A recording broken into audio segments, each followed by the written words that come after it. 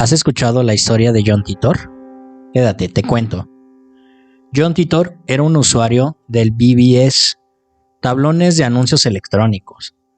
Estamos hablando de un tiempo en el que el correo electrónico era el principal método de comunicación por la red, aparte de los chats IRC y los foros web. Pero incluso entonces los BBS ya estaban algo anticuados como los foros hoy en día. Pero el usuario que usaba el apodo Time Travel-0 en el foro Time Travel no hablaba de cualquier cosa, hablaba del futuro según su historia. Su nombre era John Titor, un viajero del tiempo y venía del año 2036. Para demostrarlo, fue colgando pequeños trozos de información como esquema de su máquina del tiempo, pero nunca la suficiente como para unir todas las líneas. Titor hablaba de mensajes cortos y concisos, como un soldado que presentaba un uniforme, porque eso es lo que él era, un soldado estadounidense que había sido mandado al pasado para una misión muy importante. La misión consistía en viajar al año 1970 en busca de un ordenador IBM 5100, considerado como uno de los primeros ordenadores que presentaron el concepto de portabilidad. Aunque pesaba sus 24 kilogramos, el motivo es que este ordenador era necesario para editar varios programas que aún se usaban en el 2036.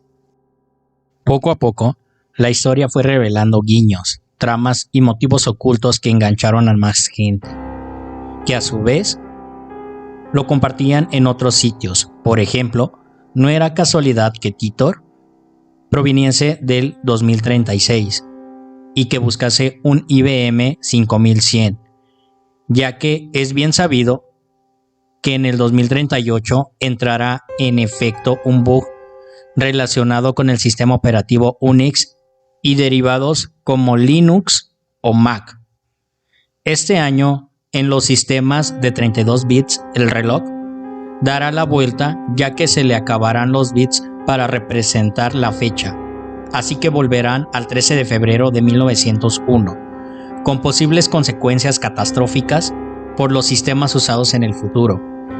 El IBM 5100 también fue importante porque, según Titor, tenía la capacidad de emular sistemas mainframe, muchos más grandes y caros, una capacidad que fue publicada en su momento porque IBM no quería acabar con su propio negocio. Esta funcionalidad luego fue confirmada por uno de los ingenieros del IBM, Bob Tuck.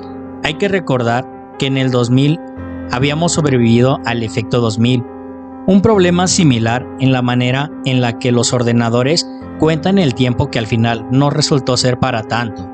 Pero en la memoria colectiva aún quedaba el miedo que teníamos a ese bug, así que la historia de Titor no nos resultaba tan extraña. Entonces, ¿por qué Titor estaba en el año 2000? Por motivos personales, aseguraba, para recopilar información del mundo antes de la guerra, otro detalle que soltó como si no fuera nada, y ver a su familia. Siendo un viajero del tiempo, a Titor no le faltaban historias del futuro. Según explicó, el viaje en el tiempo sería descubierto por el CERN. En 2001, en 2004, una nueva guerra civil daría comienzo en Estados Unidos, que terminaría en 2015, con el inicio de la Tercera Guerra Mundial, de la que Titor era uno de los supervivientes. Aunque John Titor dejó de publicar en marzo del 2001, la leyenda ya había nacido. Los foros se llenaron de John Titors falsos, que intentaron continuar la historia de fotografías manipuladas en las que veíamos a Titor en diversos momentos históricos y de supuestas coincidencias con lo que habían pronosticado. Como que en un 2015 habría un presidente negro en la Casa Blanca. John Titor ya era algo más que un usuario de foros en internet, era una leyenda que incluso ha dado el salto a historias de ciencia ficción, desde libros a obras de teatro y discos de música, pero el ejemplo más conocido tal vez sea el del videojuego Steingate, más concretamente su serie animada. John Titor fue todo un fenómeno que aún hoy en día está siendo discutido en la red. La mayoría de las predicciones no se hicieron realidad, aunque él mismo advirtió que su propio viaje podría haber alterado la línea temporal. Al final, nada de eso importa porque la historia de Titor fue realmente emocionante, y durante unos meses toda internet estaba pendiente de lo siguiente que iba a revelar. ¿Qué te pareció la historia de Titor? Te leo en comentarios.